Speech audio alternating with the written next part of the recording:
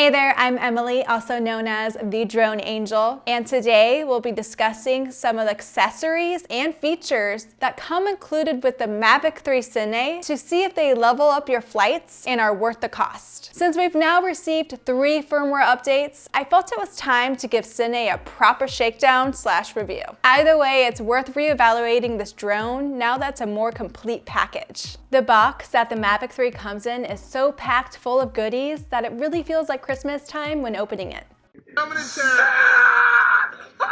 God! It doesn't hurt that it's a holiday release of a drone we've been waiting for a long time. One of the things that caught my eye right away was the gimbal cover. I mean, to be fair, it's pretty hard to miss since it's slung over the drone itself. Unlike previous storage covers that are just lens caps, this cover works by using an elastic to stretch over the entire length of the drone. It's like a little harness for your pet drone.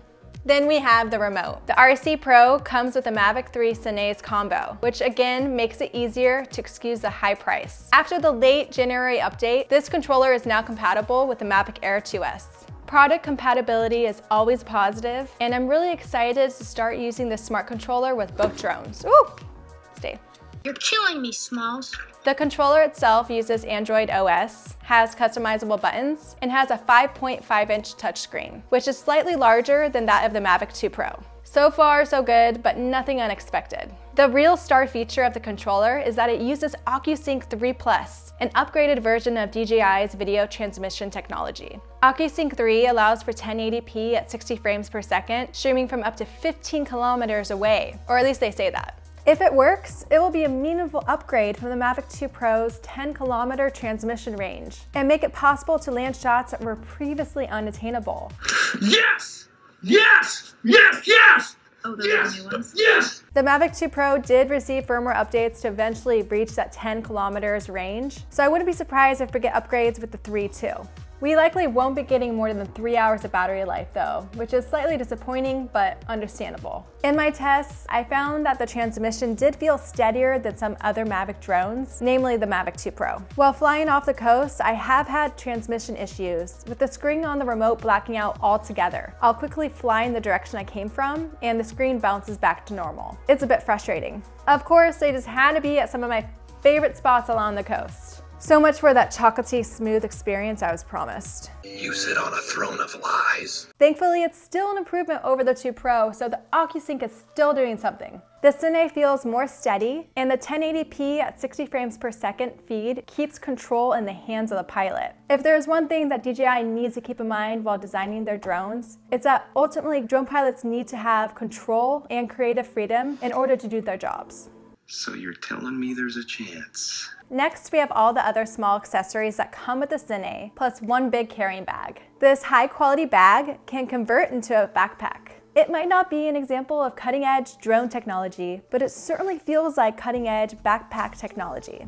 I was pretty surprised when I saw the ND filters 4, 8, 16, 32, 64, 128, 256, and 512 that were included, since they can be a pricey accessory to purchase separately. Ignoring the controller, they're the highlight of the premium combo. Even if you don't use ND filters on a regular basis in your film, there's nothing worse than not having them when you do need them. Whenever I'm on the job midday, I find filters critical for video production. They cut down just the right amount of light for you to have complete control over your exposure. They allow you to keep the aperture and shutter speed that you want, making for gorgeous and cinematic content. f8 and f16 are my go-to filters, but I'm really looking forward to utilizing the 128 and 256 when I want to start creating, long exposures. Another great thing about the MAVIC 3 is that it can be charged using a USB-C cable. Although a portable charger is included, it's hard to beat the convenience of a USB-C when you're on the go. I'm hoping to see this feature in all of DJI's future drones because it's super convenient, and there honestly doesn't seem to be any reason for it to not to be a mainstay after the MAVIC 3.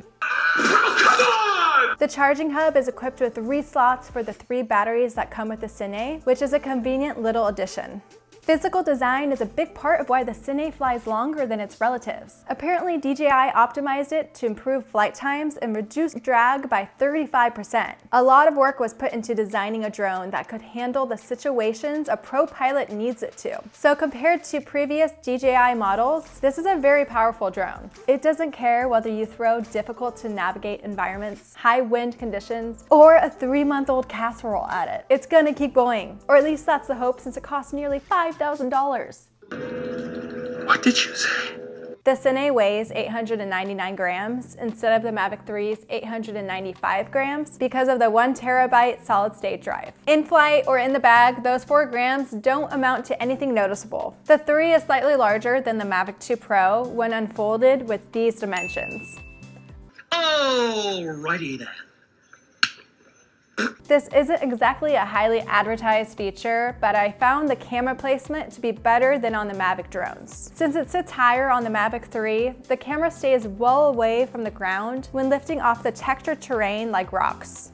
Nobody likes getting a motor overload message before taking off, and this new model helps prevent that. Overall, I found the Cine's design to be quite robust. It's strong, foldable, and clearly designed with professional flight in mind. All in all, I'm pleased with the accessories that came with the Mavic 3 Cine, and I've been putting them to great use. I do feel like they level up my flights and are worth the cost, but you have to determine whether they are necessary for your own flight missions. Stay tuned next week as I dive deeper into the features of the Mavic 3 Cine and my overall takeaway from flying it as a professional pilot.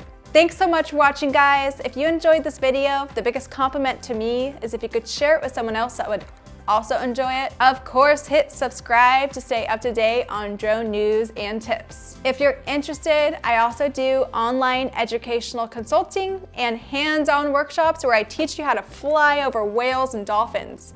More information is on my website and in the links below. I'll see you in the next video.